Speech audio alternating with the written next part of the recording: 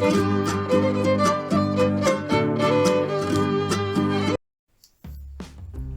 guys, welcome back to our new video. In this video, I'm going to show you how to install OBS Studio from Ubuntu App Store. For that, double click on the App Store icon in the Ubuntu dash. In the search bar, search for OBS and we can show the OBS Studio unofficial. This is the basic overview. Just click install to proceed the installation.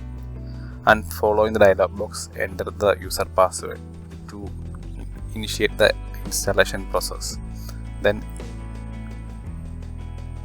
click enter to authenticate. The installation is initiated. It takes few minutes to complete the installation. For that being, please wait until the installation is complete.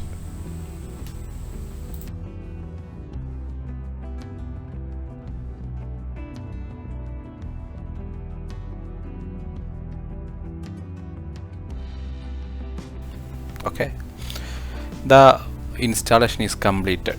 So open the application, click on the open and it will start the application.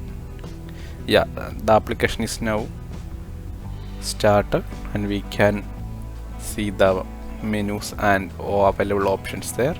If you want to configure it for now, you can configure it.